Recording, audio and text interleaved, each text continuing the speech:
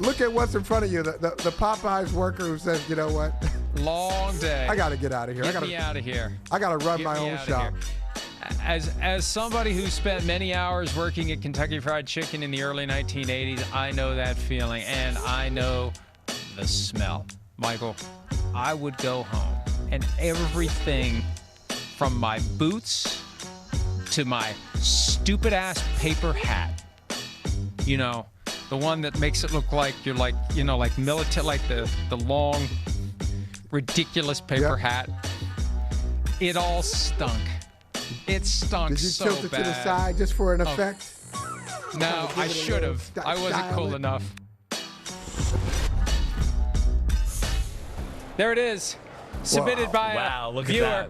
We need to get the KFC. We've tried to get the Adidas sponsorship. So that's AI right there? That's an AI generated image. That's not a real image. Well, I mean, we did not get together and don KFC well, neither one of you are that good looking, actually. That's what you're going to say to me. 100%. Those guys are good looking guys. That's where you take AI and say AI is good. We've gone from run PFT to run KFC. Come on, bring that on. And now we got the real thing. Oh, boy. I failed. I failed really my did. partner. I should have worn my Adidas tracksuit. This is why we call you the Antonio Brown of the show. You're just not a team player. It's me, said me, it all during the the time. break, and I'll say it again. He gets the AB treatment. I have my. He is him. I have my tracksuit with the old school 3-leaf marijuana Adidas logo, the one that you would like. And I knew if I would have put it on, and I'm getting ready to leave the hotel room, my wife would have said, "You can't leave looking like that. You can't wear that." Say, your wife would have said, "You can't leave looking like that. Leave that to Michael Holley. He can look like that." But no. It works for you. Because my wife is not here. If my wife were here, she'd say, what are you doing? Yeah. She'd do the same thing. She would do that? Yeah. She'd do the same thing. No, it looks awesome. I like that one. Is that a new one? No, it's the same one that we had there. But it pops in person. It really does. The pink pops a lot more here. How many of them do you have now? Too many. It's probably like 9 or 10. I've got like 5 or 6. I just keep You buying always had them? No, just because of this? I was like, okay, we got this thing. Now I got an excuse. I can go. and I'll buy another one. And I keep waiting for the sponsorship deal to come in. I'm like, all right, we'll make all this up. I'll pay for it now. We'll get like 20 of them when we get our sponsorship deal. I don't know if that's going to happen. They're not going to sponsor us because we're giving it away for free. Maybe we turn our eyes to KFC. I do have a KFC sweatshirt. I'm going to have to break that out when we get back to our regular position. Okay, so Michael Holley, NBC Sports Boston. He's here all week, covers the Patriots. Key contributor to PFT Live on Fridays because somebody doesn't work on Fridays. He's earned it. But Michael Holley does.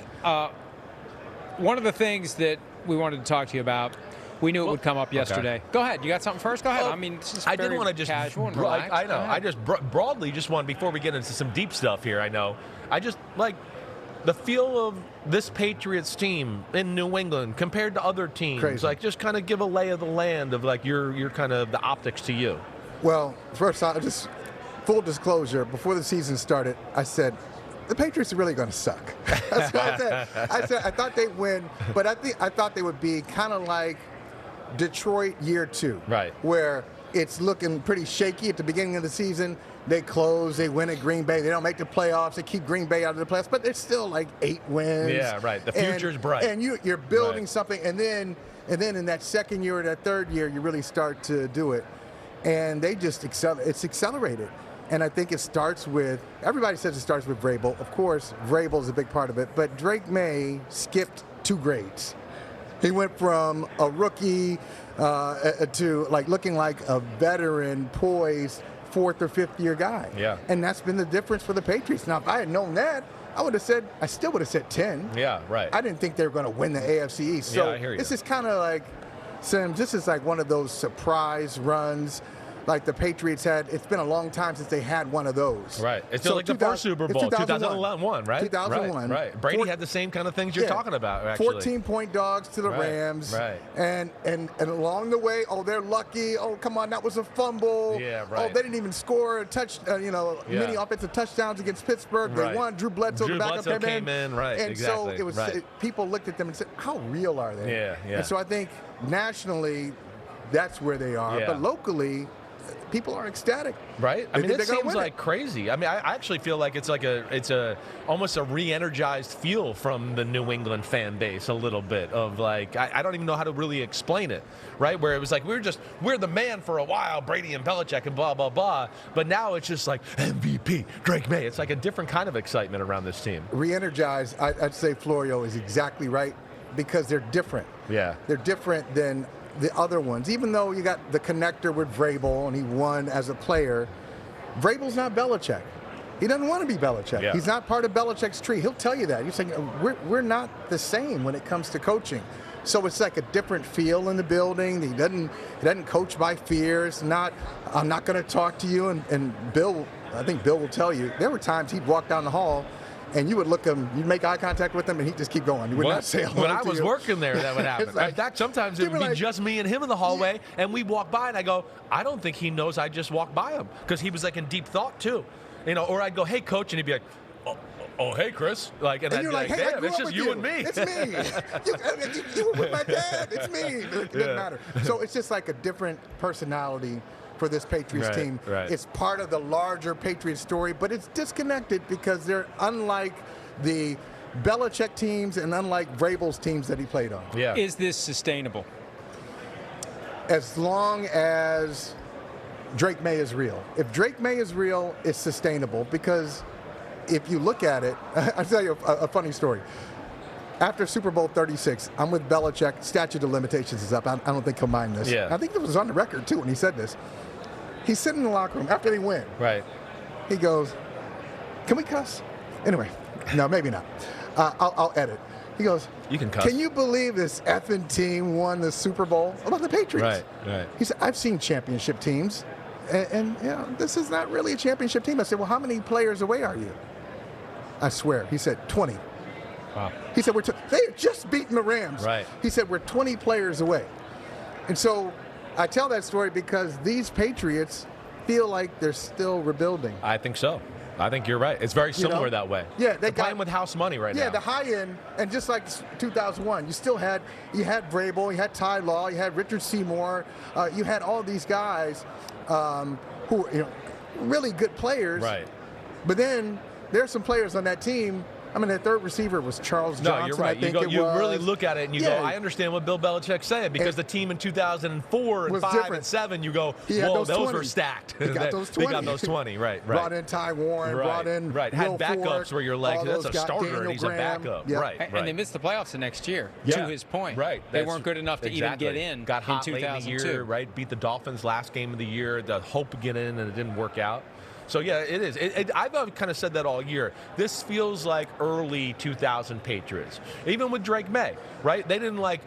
You're right in all the steps he's taken, and he's a different guy, all of that. But at the same time, I don't think they put it all on him, right? It was like Brady in that first year in 2001. We're going to run the ball. We're going to play defense. We want you to go 18 for 24 for 240 and a touchdown, right? And we're just going to win the game and do it like that. That's how I feel they play. And then, of course, Drake Maye, as the year went on, started to carry the team in a few moments and made some unbelievable plays. We know that. But I still look at that, and that's why I think this Super Bowl is awesome. I do, because it's a defensive game that in that kind of game and their experience in the Super Bowl, Vrabel and McDaniels, where you go, yeah, the Seahawks might be more talented, but this sets up with this crew right here that we know that they can be special with a week off and a little extra time to prepare. What more do you need to see from Drake Maye to believe that he's real, that you haven't already seen from him? Okay, I will say it this way. I remember, and you shouldn't compare people to Brady, but I'll keep comparing to Brady. When I asked Belichick about Brady, early stages, I said, when did you know that you had something? He said, look what he did against great defenses. Against great defenses, he just figured it out. He knew what was coming. Look at his performances against great defenses. So, for Drake Maye in the playoffs, well, how do you think he's been in the playoffs? Yeah, it's been pretty average. Yeah. Let's be real about it. So and he's going to, it's going to happen. They did. Patriots fans hate when we bring up the schedule, but the schedule is a real thing. It was a historically easy schedule. They aced it. They aced the test, but it was easy, and they had a lot of good fortune. So what's going to happen when you have, 6 or 7 of these great defenses in 2026. How do you do against them? How do you do when people know, oh, okay, Drake Maye, oh, this is what you do, this is what you like to do, these are your tendencies. You tend to go to your first read, we're going to take that away. Do something else for it. Oh, you like to run here? We got a spy for you. I do think he is an excellent, I think he's an excellent quarterback. I thought so coming out of school, but I just thought he would need more polish, and he surprised me there. So I think he's real. Do I think he's like a top 5 quarterback in the league right now? No, I don't. Yeah, right. That's where I voted for Matthew Stafford to be the MVP. It's not an indictment on Drake Maye. Drake May's been awesome and all that, but I think I echo your sentiments or your points here. They haven't asked him to carry the team. The Rams play through Matthew Stafford. The whole game is through the offense and Stafford and passing. Then they go, oh, you're playing too much pass defense, let's run the ball, right? But everything they do is through that. And I know everybody brings up the 1-yard touchdown passes, which if everybody would go watch, I'd go, they're kind of special. Everybody the 1-yarders are special? Well, they are. They? Because if you watch them, if we sat here and watched them, you go, damn, there's a no look. There's an unbelievable, he dropped it in like the perfect spot. Here's a hole this big, and he throws a sidearm through it. If it was that easy, everybody would be throwing 1-yard touchdown passes, okay? That's where the first thing you got to go. Right. And then he also led the NFL in deep touchdown passes. That's where everybody loses that, right? So that's where I get, but like to your point, yeah, Drake Maye's close. The playoffs have been rough. The 2 interceptions, there's been 6 fumbles. But I will say, let's not talk about, like you talk about, the Chargers D is real. Yeah. The Houston Texans defense, as you know, it is an all-time great. Games all by it's an all-time great defense, right? I mean, they had a quarterback literally trying to lose the game, and they were like, we're trying to lose it. We can't even do it. Our defense is so good. So that's where I give Denver, them. And then Denver, and then, of course, their D, and then the elements at the end of the game. Right. It's been a long time since, what has it been, week 17, since Drake Maye really kind of diced them up? Was it a Jets game, week 17, right? I feel like that was the last time. Drake Maye is the first quarterback ever to beat 3 top 5 defenses in a single postseason. Right. It's incredible. That's a great stat, but that's also where you get into sometimes when you go, I hate some of these quarterback stats, because we know the team helped out a lot in all those 3 wins too. Yeah, he did. He got the wins, but then, the amount of points that they scored in those wins was the lowest in. They played defense. They ran the ball. They played defense and ran the ball. That was a trivia question last week. Right. It may have been the lowest ever or something. I can't remember. It's it was a trivia question. It was lower than some teams that we would have thought scored fewer during their pre-Super Bowl run. Let's take a break. When we return, more Michael Holley live from Radio Row in the Media Center. Yeah. Super Bowl 60. We need more Michael Holley. Hi, it's Mike Florio. Thanks for watching PFT on YouTube. Hit subscribe for the latest news and analysis from Pro Football Talk.